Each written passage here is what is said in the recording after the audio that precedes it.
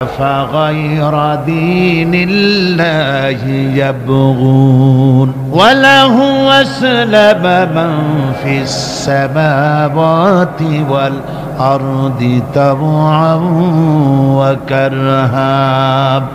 আল্লাহ পাক বলেন, আমার দেওয়া জীবন ব্যবস্থাকে ছেড়ে দিয়ে অন্যের তৈরি করা জীবন ব্যবস্থা তোমরা তালাশ করো নাকি?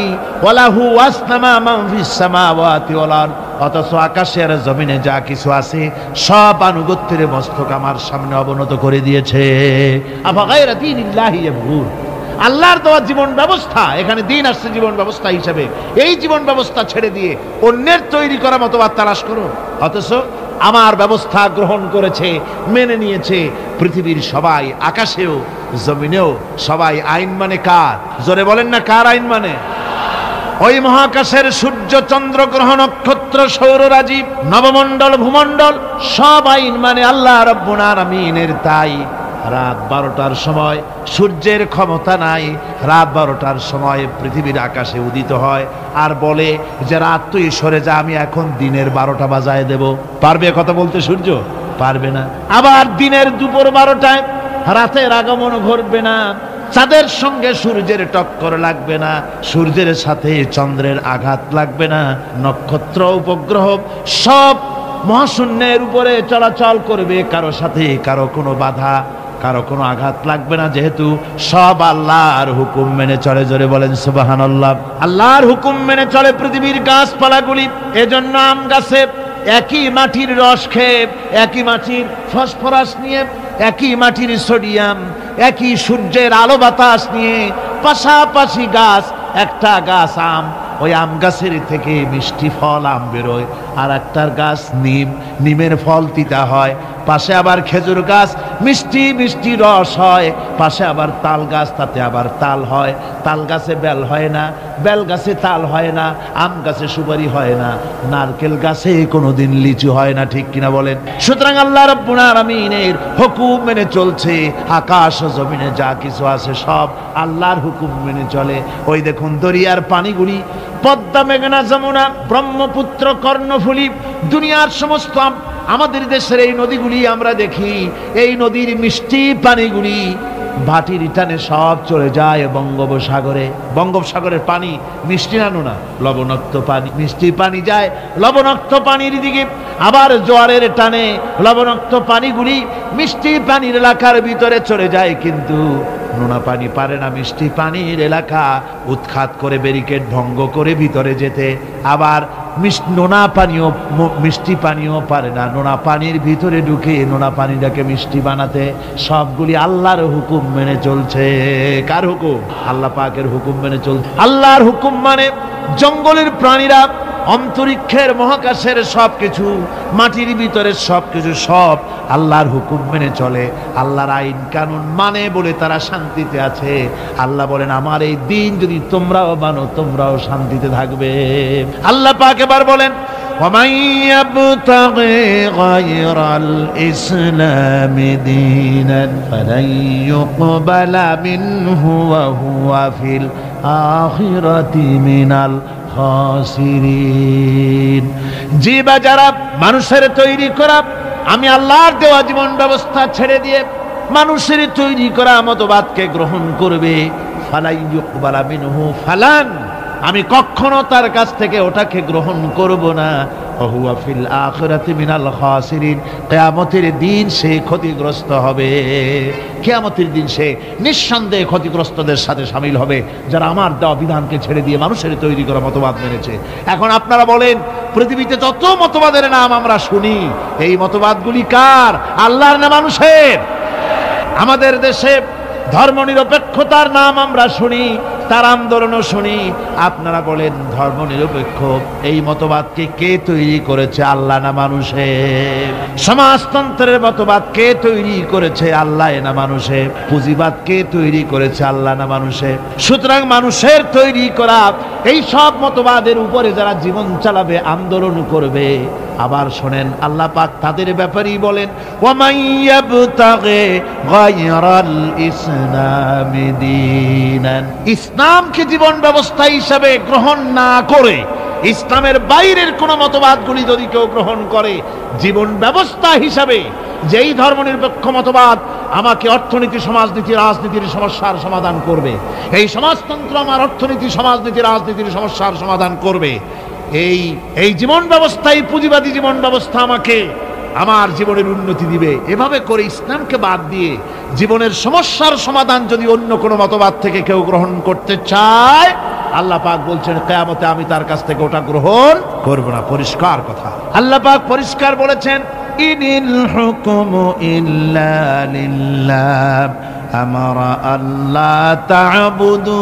ইল্লা ইয়াহু যালিকাদ দীনুল কাইয়্যিম। আল্লাহ পাক বলেন, আল্লাহ ছাড়া কারো নির্দেশ মানা যাবে না। সেই আল্লাহ পাকই তোমাদের নির্দেশ করেছেন, আল্লাহর দাসত্ব কবুল করো, তারই গোলামি করো, তিনি ছাড়া কারো গোলামি করো না। এটাই হলো সঠিক পথ, এটাই হলো সঠিক জীবন ব্যবস্থা। জীবনের সকল ক্ষেত্রে গোলামি হবে আল্লাহর, জীবনের সব ক্ষেত্রে গোলামি হবে কার? চিল্লায় বলুন, কার গোলামি হবে? তার কারণ আল্লাহ পাক বলেছেন, আলা লাহুল খালকু ওয়াল আমর, সৃষ্টি যার, আইন চলবে তার। বলুন তো দেখি, এই মানুষের স্রষ্টাকে? সন্দেহ না থাকলে তা জোর করে বলতে আপত্তি কি? সমস্ত মানুষ, তৌহিদি জনতা একযোগে বলুন, এই পৃথিবীর সমস্ত মানুষের স্রষ্টাকে? আকাশের স্রষ্টাকে? বাতাসের স্রষ্টাকে? সবকিছুর মালিক হচ্ছেন আল্লাহ। তাহলে আইন দিবে কে? সে আল্লাহ পাকের আইন চলছে না। আল্লাহর আইনকে অ্যাভয়েড করে মানুষের তৈরি করা মতবাদকে গ্রহণ করার জন্য মানুষ এগিয়ে যাচ্ছে। আসলে মানব রচিত মতবাদে পৃথিবীর মানুষের জন্য কোনো শান্তি কোনোদিন আসে নাই, আসতে পারেও না। তার কারণ হচ্ছে মানুষের জ্ঞান হলো সীমাবদ্ধ। মানুষের জ্ঞান কি? সীমাবদ্ধ। সীমাবদ্ধ জ্ঞান দিয়ে মানুষের জন্য কোনো স্থায়ী, কোনো সুন্দর শান্তির পরিকল্পনা দেওয়া সম্ভব নয়। যদি সম্ভব হতো শান্তির পরিকল্পনা দেওয়া, তাহলে সেই রাশিয়ার বুকে সমাজতন্ত্র চলল ৭২ বছর, কই সেখানে তো শান্তি দিতে পারলো না। সে জায়গার মানুষেরাই এটার বিরোধিতা করলো, ঠিক কিনা? না আমার দেশের লোকেরা গিয়া মিছিল করছিল সমাজতন্ত্রের বিরুদ্ধে? রাশিয়া কারা মিছিল করেছে? ওরা নিজেরাই করেছে, ওরা নিজেরাই করেছে এর বিরোধিতা। মানুষ তার নিজস্ব মস্তিষ্ক দিয়ে স্থায়ী কোনো পরিকল্পনা দিতে পারে না, যার জন্যে সংবিধান যখনই তৈরি হয় তারপরের থেকেই শুরু হয় অ্যামেন্ডমেন্ট, নতুন নতুন সংযোজন, পরিবর্তন। এক সরকার আসে, তখন সপ্তম সংশোধনী, নবম সংশোধনী, দ্বাদশ সংশোধনীর আর অভাব থাকে না। একজনে আসে একটাকে ভালো মনে করে, আর একজনে এসে সেটাকে উল্টায় পাল্টাইয়া খারাপ মনে করে সেটাকে ভাইয়ে চুরে দেয়। একজনে বলল যে দেশে ক্ষমতাকে বিকেন্দ্রীকরণ, ডিসেন্ট্রালাইজেশন করলে জাতির উন্নতি হবে, সুতরাং উপজেলা করলো উপজেলা। আর এক সরকার এলো, বললো যে না, এটা উপজেলা না, এটা হচ্ছে উপজালা, সুতরাং এটাকে বন্ধ করো। একজনে ভালো মনে করে আর একজনে খারাপ মনে করে। এভাবে করে শাসনতন্ত্রের ভিতরে বারবার পরিবর্তন আনাতে হয়। বলুন, আল্লাহর কোরআনের মধ্যে এই দীর্ঘ ১৫০০ বছরের মধ্যে কোন পরিবর্তনের প্রয়োজন হয়েছে? জোরে বলেন, হয়েছে? বিজ্ঞানের চরম উৎকর্ষের দিনে, বিজ্ঞানের উন্নতির দিনে, আজ বিজ্ঞান দর্শন সবকিছুর চরম উন্নতির দিনে আজও একথা প্রমাণিত হয়নি যে কোরআনে কারীমের অমুক আয়াতটি আজকের জন্য প্রযোজ্য নয়, অমুক কথাটি আজকের জন্য এই বিজ্ঞানের যুগে চলতে পারে না। এটা মধ্যযুগীয় অশিক্ষায় কুশিক্ষায় জর্জরিত যুগে চলতে পারে, আজকের যুগে চলতে পারে না, সুতরাং এটা বন্ধ করে দাও। এরকম কথা কেউ বলতে পেরেছে? হ্যাঁ, কিছু লোকেরা বলে কোরআনে কারীম বহু পুরানা, এই পুরানা কিতাব দিয়ে বর্তমান যুগ চলে না, এরকম বলে এক শ্রেণীর লোকেরা। এরা কারা? মহাকবি, বিশ্বকবি, কবি সম্রাট আল্লামা ইকবাল রহমতুল্লাহ আলাইহি ওদের সম্পর্কে বলেছেন, উনহি কা মাহফিল সওয়ারতা হো चराग मेरी है रात उनकी, उन्हीं का महफिल संवारता हो चराग मेरी है रात उनकी, उन्हीं का मतलब कह रहा हूँ जुबां मेरी है बात उनकी, उन्हीं का महफिल संवारता हूँ चराग मेरी है रात। আমি অন্যের মাহফিলে, আমি অন্যের মাহফিল সাজাই, নিজের কোনো মাহফিল করার যোগ্যতা নাই। আমি অন্যের রাত্রে চেরাগ জ্বালাই, আমার নিজের কোনো রাত নাই। আমি অন্যের মতলব বলি নিজের মুখ দিয়া, আমার নিজের কোনো কথা নাই, অন্যের কথা আমার জিহ্বা দিয়ে বলি। অর্থাৎ এই সমস্ত লোক যারা বলে কোরআন বর্তমান যুগে চলতে পারে না, মধ্যযুগীয়, এই লোকগুলি, এ কথাগুলি তাদের নিজেদের নয়। যেমন জেনের রুগীরা যে কথা বলে, সে কথা জেনের নয়, সে কথা রুগীর নয়, কথা জেনের। ওই রকম করে এই সব কথা যারা বলে, তাদের মাথার উপরে ভর করেছে কে? রাশিয়া। তাদের মস্তকের মধ্যে ভর করেছে পেন্টাগন, তাদের মস্তিষ্কে ভর করেছে শান্তিনিকেতন, দিল্লি, মস্কো, পিকিং। এই সমস্ত মাথার উপরে ভর করে ওদের মুখ থেকে কথা বেরোয়। তা নাহলে আজ পর্যন্ত কেউ বলতে পারেনি কোরআনে কারীমের মধ্যে এই আয়াতটা বর্তমান যুগে চলতে পারে না, এগুলো উলট পালট করে দেওয়া হোক, এ কথা কেউ বলতে পারে নাই। আমার বন্ধুগণ, মানুষের জ্ঞান সীমাবদ্ধ, মানুষ স্বার্থপর, সেই জন্য মানুষের আইন, মানুষের জন্য স্থায়ী কোনো আইন সে তৈরি করতে পারে না। মানুষ কিভাবে স্বার্থপর দেখুন।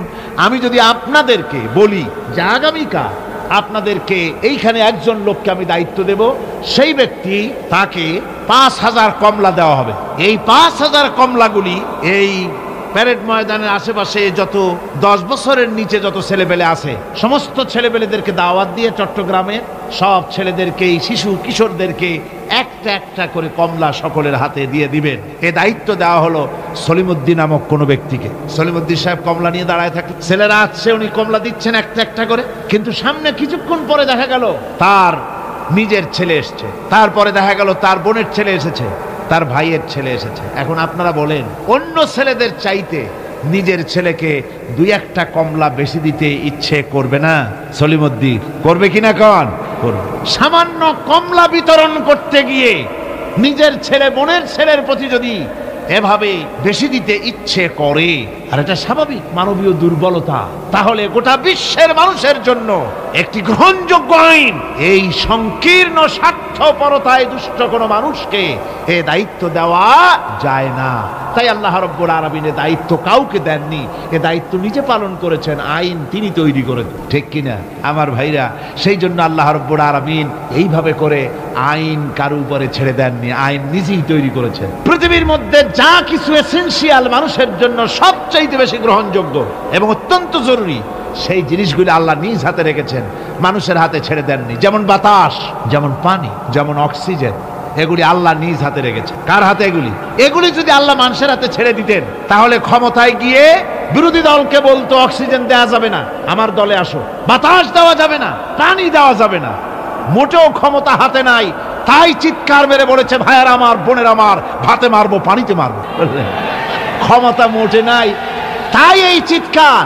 আর যদি বাতাস, পানি, অক্সিজেনের মালিক যদি মানুষকে বানানো হতো, তাহলে অপর গোত্র, অপর দলের লোকদেরকে তারা পিছে শেষ করে দিত। এই জন্য আল্লাহ পাক মানুষের অবস্থা জানেন। খুলিকাল ইনসানু দাঈফা, মানুষকে আসলে দুর্বল করে সৃষ্টি করা হয়েছে সকল দিক থেকে। তাই আইন তৈরি করার মতো এই বিরাট দায়িত্ব আল্লাহ মানুষের হাতে ছেড়ে দেননি, আইন তৈরি করেছেন আল্লাহ। কে তৈরি করেছেন?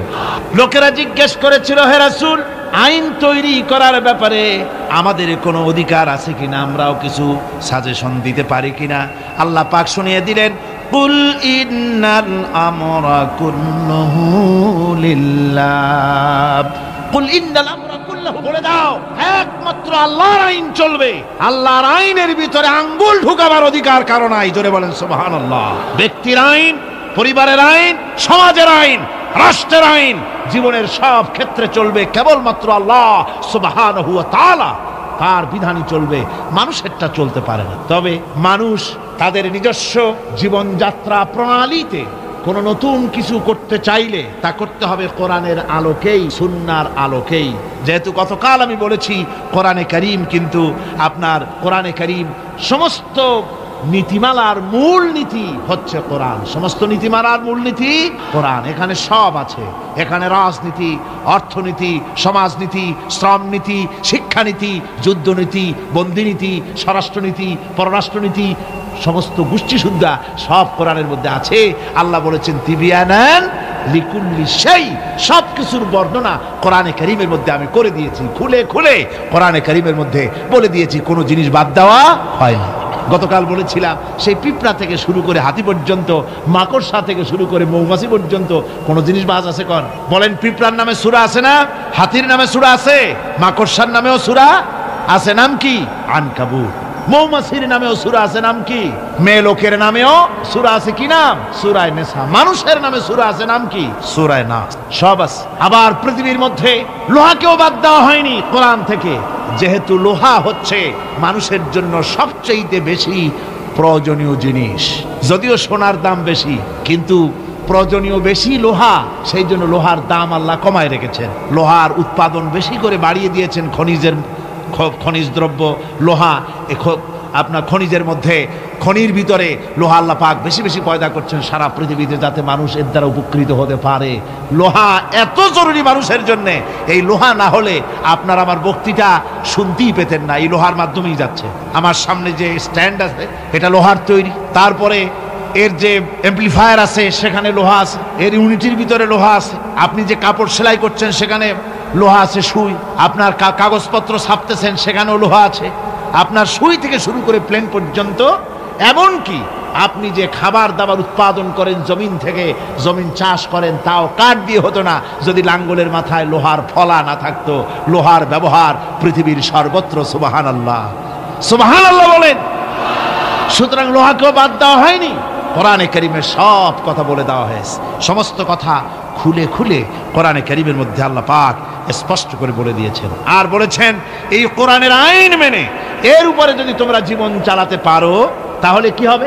আল্লাহ রাব্বুল আলামিন কোরআনে কারীমের মধ্যে পরিষ্কার করে বলে দিয়েছেন, কোরআনের আইন মেনে যদি চলো, আমার উপরে যদি মানানো আর আমাকে ভয় করার নীতি যদি অবলম্বন করে চলো, ওয়ালাউ আন্না আহলাল কুরআ আমানু ওয়াত্তাকাউ লাফাতাহনা আলাইহিম বারাকাতিম মিনাস সামাই ওয়াল আরদ। জনপদের লোকেরা, দেশের লোকেরা যদি আমার উপর ঈমান আনে আর আমাকে ভয় করার নীতি যদি অবলম্বন করে চলে, আল্লাহ পাক বলেছেন তাহলে আমি আকাশ এবং জমিনের সব বরকতের দরজা ওদের জন্য খুলে দেব। সুবহানাল্লাহ। আকাশ এবং জমিনের বরকতের সব দরজা ওদের জন্য খুলে দেব যদি আমার উপরে আমাকে ভয় করো আর আমার উপরে ঈমান আনার নীতি নিয়ে যদি জীবন গড়ো। সুতরাং এই পৃথিবীতে শান্তি প্রতিষ্ঠা করতে হলে, শান্তি পেতে হলে তার পূর্ব শর্ত হচ্ছে জমিনে আইন চালু করতে হবে। কার? আরো জোরে বলে কার? আল্লাহ রাব্বুল আলামিনের এই আইন পৃথিবীর বুকে চালু করার কারণেই জনাবে মুহাম্মদুর রাসূলুল্লাহ সাল্লাল্লাহু আলাইহি ওয়াসাল্লাম এমন এক সমাজ কায়েম করেছিলেন যেখানে চুরি ছিল না, ডাকাতি ছিল না, জেনা ছিল না, ব্যভিচার ছিল না। আল্লাহর নবী বলেছিলেন খায়রুল কুরুনি কারনি, সর্বশ্রেষ্ঠ যুগ হতেছে আমার যুগ। এমন যুগ তৈরি হয়ে গেল, মানুষ না খেয়ে মরে না, বেকার সমস্যার সমাধান হয়ে গেছে। মানুষের দ্বারা মানুষ আর লাঞ্ছিত হয় না, অপমানিত হয় না। এমন মুসলমান আল্লাহর নবী জনাবে মুহাম্মদুর রাসূলুল্লাহ তৈরি করেছিলেন এই কোরআন দিয়ে। কি দিয়ে করেছিলেন? কোরআন দিয়ে। ইতিহাস লিখতেছে সেই জামানায় একটা সুন্দরী যুবতী মেয়ে মদিনা থেকে কোথাও যাচ্ছিল, যাওয়ার পথে যখন সন্ধ্যা হয়ে গেল তখন ওই যুবতী মনে করলো একাকিনী আমি বেরিয়েছি, এখন যদি কোনো পর পুরুষের সামনে পড়ে যায় তাহলে তো আমার সতীত্ব আর বাঁচবে না, অলঙ্কারাদি লুণ্ঠিত হবে। এই মনে করে ভয়তে মহিলা বসে পড়েছে জমিনের উপরে। জমিনের উপরে ভয়তে বসে পড়েছে। দেখা গেল যুবক ছেলেটি তার দিকে এগিয়ে আসতেছে। যুবক এবার যুবতীর কাছে এসেছে, ময়দানে আর কোনো মানুষ নাই। যুবক ছেলেটি যুবতীর দিকে তাকিয়ে বলে, মা, আমাকে দিয়ে তোমার কোনো ক্ষতি হবে না, তুমি কোথায় যাবে আমাকে বলো, আমি নিরাপদে পাহারা দিয়ে তোমাকে তোমার গন্তব্যে পৌঁছে দেব। আমার পরিচয় শোনো, আমি মুসলমান। সুবহানাল্লাহ। রাসূলুল্লাহ এরকম মুসলমান তৈরি করেছিলেন। সুবহানাল্লাহ বলেন। এইরকম মুসলমান তৈরি করেছিলেন জনাবে মুহাম্মদ রাসূলুল্লাহ সাল্লাল্লাহু আলাইহি ওয়াসাল্লাম। এভাবে মুসলমান তৈরি করেছেন যেই মুসলমানদের কোনো মানুষের কোনো ভয় ছিল না। সমাজে চুরি ডাকাতি জেনা ব্যভিচার সব বন্ধ হয়ে গিয়েছিল। রাসূলের সেনাবাহিনী কেমন ছিল জানেন? রাসূলুল্লাহ কোরআন দিয়ে এমন সেনাবাহিনী তৈরি করেছিলেন, সিরিয়া দখল হলো মুসলমানদের হাতে। আর এই সিরিয়ার রাস্তা দিয়ে যখন মুসলমানেরা যাচ্ছে, বিজয়ী মুসলমানেরা সিরিয়ার সুন্দরী মহিলারা মনে করলো আমরা তো এখন ধর্ষিত হব, লাঞ্ছিত হব, এখন তারা আমাদের কোনো বাঁচার পথ নাই, আমাদের সর্বনাশ হয়ে যাবে। তারা তখন ভয় করতে লাগলো, মনে করলো যে ঘরের মধ্যে ঢুকে তারা আমাদেরকে লাঞ্ছিত করবে। তার চাইতে আমরা রাস্তায় দাঁড়িয়ে থাকি, যা আছে কপালে তাই হবে। দেখা গেল রাসূলুল্লাহ ট্রেনিং প্রাপ্ত সাহাবায়ে কেরাম সিরিয়া এই শহরের এক প্রান্ত দিয়ে ঢুকলেন, অপর প্রান্ত থেকে বেরিয়ে গেলেন, ডানে বায়ে তাকিয়ে দেখলেন না কারা দাঁড়িয়ে আছে। সুবহানাল্লাহ। এর নাম হচ্ছে ইসলাম। এটাই শিক্ষা দিয়েছিলেন জনাবে মুহাম্মদ রাসূলুল্লাহ সাল্লাল্লাহু আলাইহি ওয়াসাল্লাম। এমন এক সুন্দর সমাজ পৃথিবীতে কায়েম হয়েছিল, যার বরকতে এই সুন্দর সমাজ হয়েছিল। আপনারা কি চান বাংলাদেশে সেরকম একটি সমাজ কায়েম হোক? রাসূলুল্লাহ বিদায় হয়ে গিয়েছেন, কিন্তু যে আদর্শ দিয়ে তিনি এই ধরনের সুন্দর সমাজ তৈরি করেছিলেন, সেই আদর্শ তিনি সাথে নিয়ে যান নাই। তারাকতু ফীকুম আমরাইন, রাসূলুল্লাহ বলেছেন দুটি জিনিস তোমাদের জন্য রেখে গেলাম, একটা হলো কিতাবুল্লাহ, একটা হচ্ছে আল্লাহর কিতাব, আর একটা হচ্ছে আমার সুন্নাহ। এই দুটি জিনিস রেখে গেলাম তোমাদের জন্য। যদি আঁকড়ে ধরতে পারো তাহলে তোমরা কেউ ধ্বংস হবে না, বিচ্ছিন্ন হবে না, ক্ষতিগ্রস্ত হবে না। এই কোরআন তোমাদেরকে বাঁচিয়ে রাখবে, এই আদর্শ তোমাদের টিকিয়ে রাখবে। সুতরাং আমি জিজ্ঞেস করতে চাই, এই বিরাট তাফসিরুল কোরআন মাহফিলের বিশাল জনসমুদ্র, আপনারা কি চান যে আল্লাহ পাকের ওই কোরআন দিয়ে, আল্লাহর ওই সুন্নাহ অনুযায়ী, ওই কোরআন অনুযায়ী এই পৃথিবীর বুকে এই বিধান কায়েম হোক? এটা কি আপনারা চান? হাত উঁচু করে দেখান তো কারা কারা চান।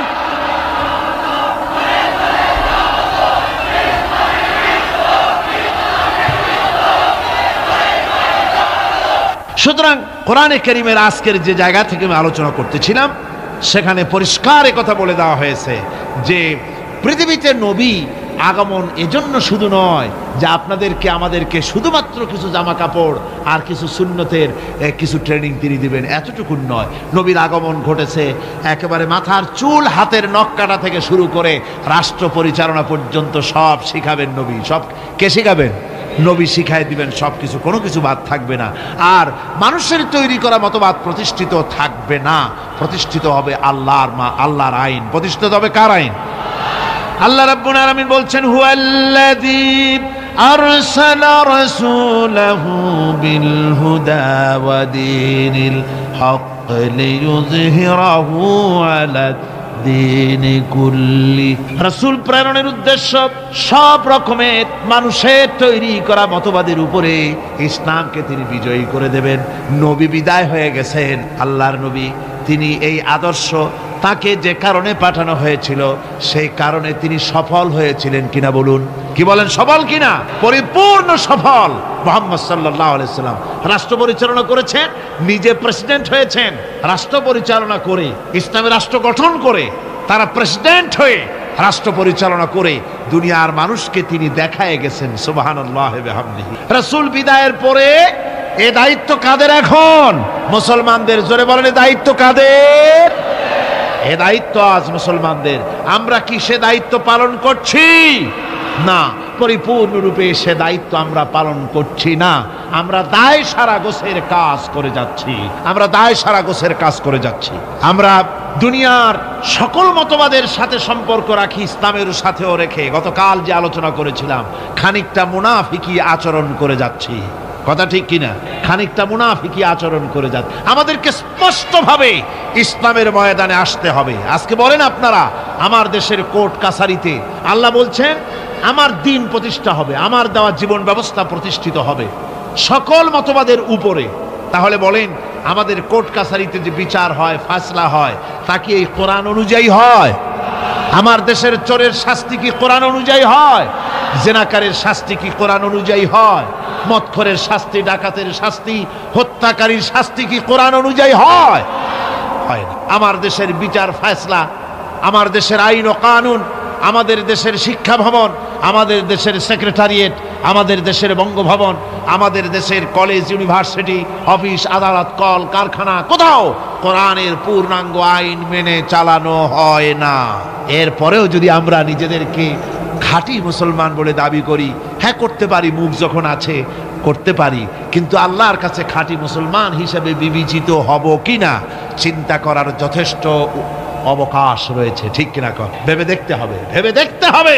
সাহাবায়ে কেরাম কেন মার খেলেন? কেন মার খেলেন আল্লাহর পয়গম্বররা? চিন্তা করার কারণ। যতই বলি নবীওয়ালা কাম করছি, যতই বলি জান্নাতের কাজ করছি, তাহলে জান্নাতের কাজ আপনি করছেন, নবীওয়ালা কাম করছেন, তাহলে আপনার সামনে নবীদের সামনে যে সব স্টেশন এসছে সে স্টেশন আসে না কেন? আপনি যাবেন চট্টগ্রাম থেকে ঢাকা যাওয়ার জন্য ট্রেনের টিকিট করেছেন, টিকিট করে ট্রেনে উঠেছেন, স্টেশন আসা উচিত ঢাকার দিকে, আখাউড়া, তারপরে কি বলে লাকসাম, কুমিল্লা, ফেনী, এই স্টেশন যদি আসে তাহলে বোঝা যাবে ট্রেন কোথায় যাচ্ছে, ঢাকার। কিন্তু টিকিট করেছেন ঢাকার, উঠেছেন ট্রেনে, এবার স্টেশন আসতেছে শ্রীমঙ্গল, স্টেশন আসছে কুলাউড়া, স্টেশন আসতেছে ফেঞ্চুগঞ্জ, তাহলে কি বুঝতে হবে কোথায় যায়? একেবারে উল্টা, সিলেটের দিকে ট্রেন চালু হয়ে গেছে। কাজী আপনার কাজ যদি সত্যি নবীওয়ালা হয়, সত্যি ইসলামের উপরে ভিত্তি করে হয়, তাহলে স্টেশন আসবে আবু জাহাল, স্টেশন আসবে আবু লাহাব, আসবে উতবা, আসবে মুগীরা, আসবে হিন্দা, আসবে ওহুদ, আসবে বদর, আসবে ফাতে মক্কা। যদি এই সব স্টেশন না আসে, এসব স্টেশনের পরিবর্তে আসে কমলা, আঙ্গুর, বেদানা, হাদিয়া, নাজরানা, তাহলে বুঝতে হবে ট্রেন ঠিক মতো যাচ্ছে না। টিকিট করছেন ঠিক, ট্রেনে উঠছেন ঠিক, কিন্তু আপনার ইচ্ছে মতো গন্তব্যে ট্রেনটা যাচ্ছে না। আচ্ছা, এখন কি করবেন? আপনার ইচ্ছা যাবেন মদিনায়, কোথায় যাবেন? মদিনায়। গাড়িতে উঠেছেন, এবার এ গাড়ি মদিনার দিকে যাওয়ার জন্য যে সব স্টেশন আসা উচিত সে স্টেশন আসতেছে না, স্টেশন আসে উল্টা। এখন আপনি করবেন কি? স্টেশন আসতেছে মস্কো দিয়ে যাওয়ার, স্টেশন আসতেছে আমেরিকা দিকে যাবার স্টেশন। এখন আপনি কি করবেন? আপনি যদি আপনার সিটে বসে ড্রাইভারকে গালাগালি করেন তাতে কোনো ফায়দা হবে? আপনি যদি আপনার সিটে বসে রাগ করে নিজের চুল আর দাড়ি টানিয়ে টানিয়ে ছেড়েন, যাবো আমি মদিনায়, নিয়ে যায় আমারে মস্কো, কি সর্বনাশ, এ যদি রাগ করে দাড়ি চুল ছেড়েন তাতে কোনো ফায়দা হবে? তারপরে রাগ করে নিজের সিটটা যেদিকে ট্রেন যাচ্ছে ওদিক থেকে ঘুরাইয়া পিছনের দিকে দিয়ে দিলেন, তাতে কোনো লাভ হবে? কিসে লাভ হবে? লাভ হবে চেইন পুল করতে হবে, গাড়ির চেন টানতে হবে, গাড়ি ঝাঁকুনি খেয়ে দাঁড়ায় যাবে। ড্রাইভারকে বলতে হবে, বেটা এই গাড়ি 95% যাত্রী মদিনার, আর তুমি নিয়ে চলেছো গাড়িকে দিল্লির দিকে, নিয়ে চলেছো পেন্টাগনের দিকে, গাড়ি ফিরাও। যদি যাত্রীর অধিকাংশ যাত্রীদের দাবি অনুযায়ী গাড়ি যদি না ফিরায়, তাহলে 2 নম্বরের কাজ হলো যাত্রীদেরকে ইঞ্জিনে যে দখল করে আছে যে ড্রাইভার, তাকে কিকড আউট করে দিয়ে ইঞ্জিন নিজের দখলে এনে একদম মদিনার দিকে ঘুরিয়ে দেওয়া, এটাই হলো একমাত্র পথ।